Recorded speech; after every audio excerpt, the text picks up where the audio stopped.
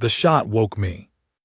Not the way a sound usually wakes a man, slow, confused, one eye at a time. This was the other kind. Both feet on the floor before my eyes were open, hand already reaching for the gun belt on the chair post. 30 years of living a certain way, and some part of you never stops listening even in sleep. I'd been in Caldwell 3 days, long enough to know the town had a problem, short enough that it wasn't my problem yet. That's what I'd told myself. I sat in the dark of the room above Hester's dry goods. She rented it for 50 cents a week to men passing through, and I listened. The echo of the shot was already gone, soaked up by the night air and the dust and the 2-foot-thick adobe of the buildings along the main street. But I knew what I'd heard.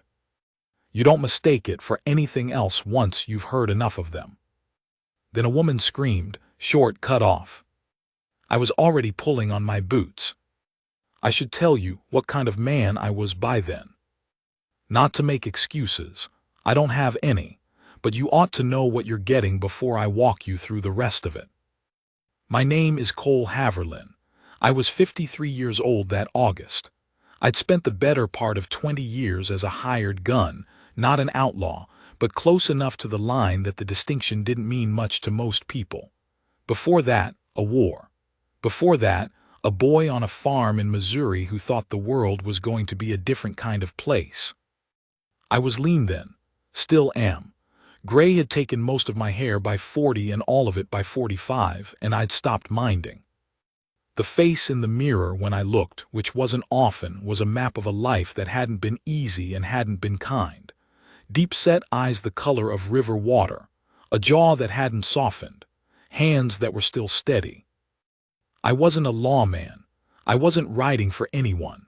I'd finished a job down in Las Cruces the month before, a cattle dispute that got ugly, then got settled, and I was drifting north without any particular place in mind. Caldwell was just a town on the way to somewhere else. I'd eaten supper alone at the back table of the saloon both nights I'd been there. Watched. That's a habit too, watching. There were 4 men I'd clocked as trouble the first evening. Cutter's men, the barkeep had told me when I asked. Not because I was prying, but because the barkeep was the kind of man who needed to tell someone, and I was the only stranger in range. Cutter ran cattle north of town. Ran them over other people's land. Ran them over other people's water rights. Ran his men through town on weekends like they owned it because, for practical purposes, they did.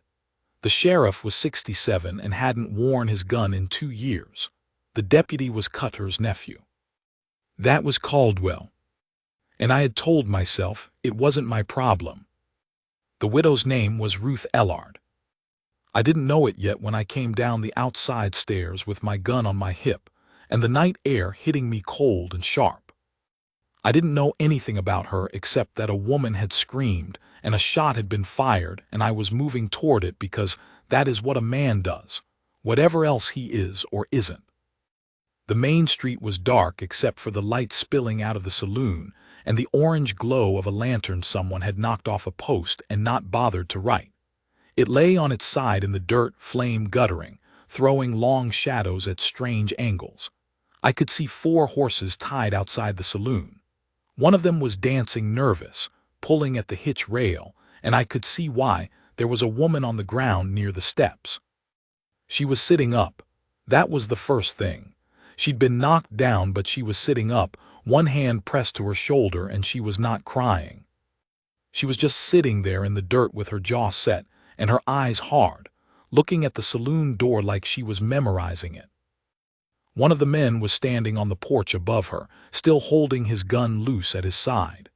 Drunk, the way you can tell from 20 yards, the slight list, the wide stance, the way the head moves half a beat behind everything else. He was laughing, not at anything in particular, just laughing the way men laugh when they think there are no consequences. I stopped about 10 feet back from the woman. "You hurt," I said. She turned and looked at me. Quick assessment. The way people do when they've learned not to trust help from strangers. "Winged," she said. "Through the outside of my arm. I've had worse." She said it flat, like a fact about weather. Can you stand? I can stand fine. She stood, took her hand away from her arm long enough to look at it dark smear across her palm, then pressed it back. Her dress was plain, dark wool, the kind of fabric a woman wears when she's working, not performing. Her hair had come loose on one side. She didn't fix it. The man on the porch had stopped laughing. That's real sweet, he said. Man comes to help the widow lady. He looked back over his shoulder into the saloon. Boys, come look at this. I didn't look at him yet. I was still looking at her. What happened? I said. I came to collect a debt, she said. Man in there owes my late husband's estate for a horse sale. I knew better than to come after dark, but it was the only time I could be certain he'd be there. A pause. I was right about that part. And one of them put his hand on me. I said I wasn't that kind of woman and I'd thank him to remove it. He didn't. I hit him with my reticule, and then, she glanced at the arm. And then this. How many inside? She looked at me again, really looked. 4, not counting the one on the porch. 5 then. The man on the porch said, Mister, you want to walk away from this. Right now. Walk away and we'll call it a night and nobody else gets any holes in them. I turned and looked at him then. He was maybe 30, big through the chest. The gun was still hanging loose, not raised, which told me he was either confident or sloppy. Confident men are dangerous. Sloppy men are dangerous in different ways. I didn't say anything. That's a thing I learned a long time ago, how much space silence takes up. Most men, when you don't answer them, get uneasy. They fill the silence themselves. Sometimes they fill it with bad decisions. You deaf old man, he said. I wasn't deaf. I was counting the distance to the lantern on the ground, the angle of the light, the position of the horses, the width of the porch steps, the sound from inside the saloon, how far back the voices were, how loud, whether anyone was moving toward the door. Ma'am, I said, without turning back to her, I'd appreciate it if you'd step around to the side of the building. A pause. I thought she might argue. She didn't. I heard her boots on the dirt moving right. Smart woman. I looked back at the man on the porch. What's the debt? I said. He blinked. What? The debt. What does the man inside owe her? What does that have to do with anything? I want to know if it's worth the trouble I'm about to cause. Here is what I remember about the next few minutes. And I'll tell it to you straight because there's no way to pretty it up and I'm too old to try. The man on the porch made his decision. You could see it happen, the shift in his weight, the way his gun hand moved. He wasn't fast, not particularly, but he didn't have to be fast because he thought I was some drifter who hadn't done this before. I had done this before. The sound of it was enormous in the quiet street. Once, then twice. The man on the porch sat down hard on the top step and then lay back slowly, the way a man does when the legs simply stop. I didn't watch him the whole way down because the door was already opening.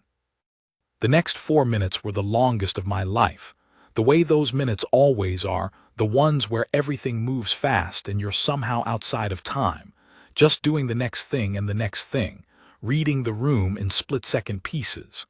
There's no glory in it. Anyone who tells you there's glory in it was never in the middle of one. It's just work, terrible and necessary, and when it's done you're shaking a little even if no one can see it, and your ears are ringing, and the smell of powder is so thick in your throat you could choke on it. When it was over, 2 of Cutter's men were dead, and 2 were sitting on the barroom floor with their guns kicked to the far wall, hands where I could see them. One with a crease along his ribs that was bleeding through his shirt. The barkeep was under his own bar with his hands over his head. The man who owed the debt was in the back corner, behind an overturned table, very still. I walked back outside. Ruth Ellard was standing at the corner of the building, not hiding, standing, watching, her hand still pressed to her arm and her face the same as before, that set jaw, those steady eyes. I said, the man inside, which one? The one in the corner. I went back in. I said to the man in the corner, "You owe the Ellard estate for a horse sale." He said, and I won't forget the way he said it, low and quick, trying to read which way this was going to go, $62. You have $62. A long pause, then, yes. Then get up. He paid her in the street, counted it out in the lamplight. The tilted lantern had gone out by then, and someone had come out of the hotel across the way with a light, drawn by the noise, and was standing on the far boardwalk, not coming any closer. The man's hands were shaking as he counted. Ruth Ellard counted it after him without a word, then folded it and put it in the pocket of her dress. "Thank you," she said to the man, flat. No warmth, no heat either, just the word. He went back inside. She looked at me. "You're hurt," I said. The arm, the dark stain had spread. "I told you it's through and through. I need to clean it and wrap it, and then I'll be." "Is there someone at your place?" She looked at me steadily, deciding something. "My daughter," she said. "She's 12. She know how to tend a wound. She knows more than most grown men." "Then let me walk you to your horse." She studied me for another moment. Whatever she was looking for, she must have found enough of it, because she turned and I fell into step beside her. Her horse was tied behind the mercantile, half a block down. As we walked, she said, without looking at me, "You didn't have to do that." "No. You're going to have a problem with Cutter now." "Probably. That doesn't concern you." I thought about it. "Somewhat," I said, "but not enough." She stopped at the horse, a solid roan mare, well kept, shoes in good shape. A woman who knew horses. She untied the reins and stood for a moment, not mounting yet. She was looking at the street, at the dark town, at the lamplight spilling from the saloon where a low voice had started, the barkeep probably, trying to figure out what came next. "My husband died 2 years ago," she said. It wasn't an explanation, more like something she needed to say out loud to the night air. "I'm sorry. He was a good man, not like—" She stopped. Started again differently. "He worked hard. He left me the ranch, and it's small, but it runs." She looked at her hand against the horse's neck. "I've been keeping it running." "I believe it," I said. She looked at me then. Direct, the way she'd looked at me in the street, that same steady assessment. "You're not from here," she said. "No. Where are you going?" "I wasn't sure," I said, "until tonight." A pause. Her eyes were dark in the low light, and I couldn't entirely read them, but I saw something shift in them, not surprise exactly, more like recognition. "I have a spare room," she said. "The ranch is 4 miles north, if you're riding that direction anyway." She said it evenly, the way a sensible woman offers a practical thing, not coy about it, not nervous. "Cutter will hear about tonight by morning. It might be useful to have someone around who isn't afraid of him for a while." "It might," I said. "And you can eat breakfast that isn't saloon food." Something happened in my chest that I hadn't felt in a long time. Not romantic foolishness. I was past the age of foolishness, and she wasn't offering anything romantic. She was offering something truer than that. Shelter. Company. Being useful to someone who needed it and wasn't embarrassed to say so. Being needed. I said, "I'll get my horse. I should tell you what came after, and I will, but I want to stay here for a moment in this memory. The way you do with the ones that change something." I walked back to Hester's, and I paid for 3 more days in advance because I wasn't sure how long it would take to handle the Cutter situation properly, and I didn't want to leave the woman short. I got my horse from the livery, a gray gelding I'd had 6 years, steady and quiet, not pretty but sound. I rolled my blanket and packed my saddlebag and tied it all on in the dark, just my hands and the familiar weight of things. Outside the livery I stood for a minute. The town was quiet again, the way a town gets quiet after violence, not peaceful, but held breath. Somebody had carried the 2 dead men off the street. The light in the saloon was lower. A dog was barking somewhere and then wasn't. I thought about what I was riding toward. A ranch 4 miles north. A widow with a wound in her arm and $62 in her pocket, and a daughter who knew how to tend injuries. A Cutter problem that wasn't mine by rights and was mine by choice. A spare room. I was 53 years old and I had nothing to show for it but a horse and a gun, and the certain knowledge that I could walk into a room of men who meant harm and come out the other side. That had been enough for 20 years. A thing to be good at. A thing that paid. But something had shifted in the street tonight, in the way she'd stood there after, not shaking, not grateful in the tearful way, just standing there with her jaw set counting that man's money like it was her due, which it was. Something about the way she'd offered the room and the breakfast without making it a negotiation, without dressing it up, without needing it to be more than it was. Like she saw what I was and thought, that'll do, that's enough. I hadn't had that in so long I'd forgotten what it felt like. I mounted up. The Cutter situation took 11 days. I won't go through it all. Most of it was unpleasant and some of it was dangerous, and none of it was what you'd call heroic. Cutter sent 2 men out to the ranch on the 3rd day, and I was on the porch when they rode up, and they took one look at me sitting there with a rifle across my knees and turned around without saying a word. He sent a more serious man on the 7th day, a hired gun, actual one, not just a cowhand with nerve. We had a conversation in the street of Caldwell that I won't repeat because it was mostly quiet and some of it was not. And at the end of it, the man decided to take his fee and ride south and not come back. On the 9th day, I rode out to Cutter's place. He met me in the yard. He was older than I'd expected, 60, maybe, gone to fat in the way of men who eat well and work little. He had 3 men behind him, and I had none, but I'd chosen the position and the time, early morning with the light in their eyes, and I didn't think Cutter was actually willing to die over this. I was right. We talked for about 20 minutes. I won't say I threatened him exactly. I explained a situation.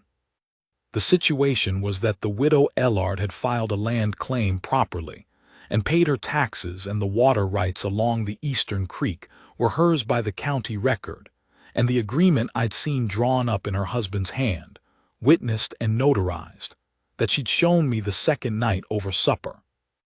The situation also was that 2 of his men were dead, and the deputy sheriff's uncle himself was going to have some explaining to do to the circuit court judge who was due in 6 weeks. And the circuit court judge was a man named Abernathy, whom I knew from Las Cruces, and who had very little patience for the kind of arrangement Cutter had with local law. I mentioned Judge Abernathy twice. Cutter agreed to the land terms and the water terms. He didn't shake my hand. I didn't offer mine. I rode back to the ranch. Ruth Ellard was in the garden when I came back. The arm healed by then to the point where she'd stopped wearing the sling 3 days before. She was staking a row of something, beans, I think, or squash. The vines were young, and she looked up when she heard the horse. She watched me ride in and dismount, and tie the gelding at the post. "Well," she said. "It's done," I said. "He'll sign off the creek agreement by end of week. I'll make sure." She straightened up. She was taller than I'd first thought, or maybe it was the way she held herself, straight-backed, shoulders level, the kind of posture a woman gets from years of carrying things alone. She said, "You've been here 11 days. "I have. I've been paying you in breakfast and a spare room." "That's right." She looked at me for a long moment. The morning light was coming from the east and it was hitting her at an angle, the side of her face, the gray that had come into her hair at the temple, the lines around her eyes that were there from squinting into sun, not from age exactly, from a life lived outside and in weather. She said, "That room's available indefinitely, if you wanted to know." Not soft about it, not a question exactly, just a thing said plainly, standing in a garden with dirt on her hands, looking at me the way she'd looked at me that first night in the street, reading me, deciding. I said I did want to know. Something moved across her face. Not a smile, not quite, but close. The closest thing I'd seen from her. She said, "Breakfast is in an hour. Clara's already made the biscuits. The daughter, wash up." She went back to her beans. And I stood there in the morning sun with the ranch around me. The small house, the good fence, the garden, the roan mare in the pasture, the daughter's voice somewhere inside the house. And I thought about 20 years of drifting, of rooms in strange towns, of eating supper alone at back tables, of being good at one terrible thing and nothing else. And I thought about being 53 years old, and having a woman look at me the way she just looked at me and say, plainly, without dressing it up, "You can stay." I untied my gelding and walked him to the barn. I stayed. The water dispute stayed settled. Cutter died the following spring, some disagreement in Wichita that had nothing to do with us, and his operation broke up fast the way those things do when the one man holding them together is gone. The ranch ran better after the creek was secured. Ruth had an instinct for it, for the land, for what it needed season to season, for when to push and when to wait. I'd spent my life in towns and on the trail, so I had to learn. She taught me without making it a lesson. Just showed me things as they came up, the same plain way she did everything. The daughter, Clara, accepted me the way practical children accept things, not warmly at first, not coldly, just factually. He's here, he's useful, he fixed the fence. She came around slowly, in the way of 12-year-olds who are watching to see if a thing is going to last before they invest in it. By the second month she was telling me which horses she liked, and which ones she didn't trust and why, in great detail, and I listened, because she was right about the horses. It was in the second month, too, that Ruth and I had the conversation we'd been circling since the beginning. Sitting on the porch after supper, the evening cooling, a lamp burning inside but not out where we were. She was mending something and I was doing nothing, just sitting with the night, which is something I'd started to learn from her, how to just be somewhere without it needing to be the next thing. She said, without looking up from her mending, "I'm not a woman who needed to be saved." "No," I said, "you weren't. I would have found another way through it." "Probably." A pause. "But," she said, and she did look up then, straight at me the way she always did when she meant something, "I'm glad you were there." I didn't say anything. "And I'm glad you stayed," she said, "in case you were wondering." I hadn't been wondering exactly, but there's a difference between knowing a thing and having it said, between watching a woman go about her life alongside yours and having her stop and look at you and say it plain. She went back to her mending. I sat with it. After a while she said, "It gets cold in October. The room you're in has a gap under the east wall. You'll want to fix that before it does." "All right," I said. "I can show you where we keep the mud for chinking." "I'd appreciate that." She didn't smile, but there was something in her voice, just a little, that sounded like one. I am not a man who came to love easily. I should say that. The years I'd spent, the things I'd done, the particular kind of loneliness that settles into you when you've been alone long enough, it doesn't leave clean. I carried it a long time even after I had no reason to. That's just how those things go. You get so used to expecting nothing that when something comes you half believe it's going to disappear. It didn't disappear. By winter I knew I wasn't leaving. Not because I'd decided it in some moment, but because it had simply become true the way some things do, gradually, then entirely. The ranch was home. Ruth was Ruth. There isn't a word that doesn't fall short. She was a good woman, strong. Not soft, not easy, not the kind of warm that smothers. She had a will like a fence post and she wasn't shy about it. She'd argue with me over feed prices and over the best route to town and over whether the gelding's right front was off or just stiff in cold weather. And she was right more often than not, and she knew it and didn't pretend otherwise. But she was good to the bone in the way that's rarer than people say. Honest. Fair. Loyal in a way that once given didn't come back. And she looked at me. This is the thing I keep coming back to. the thing I held onto in the middle of that winter when the cold was deep and the nights were long. She looked at me like I was worth something. Not because I'd killed 2 men and settled a land dispute. Not because I was useful exactly, though I was.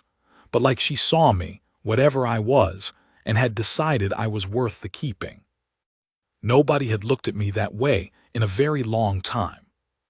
Maybe nobody ever had, not quite like that. The last thing I'll tell you is this.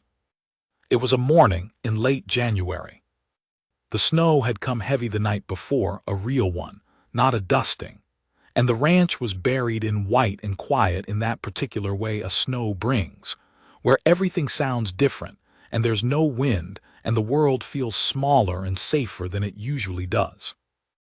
I was in the barn with the horses, early, before breakfast, before Clara was up, just tending to the animals the way you do every day regardless of weather.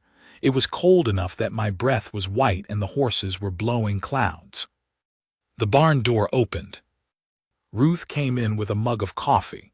She didn't say anything, just handed it to me and went to check on the roan mare, running her hands along the horse's neck and speaking to her low, the way she always did in the morning. I stood there with the coffee, warming my hands, and watched her. She was wearing her heavy coat and her boots, and her hair was up, that bit of gray at the temple catching the cold light through the barn door.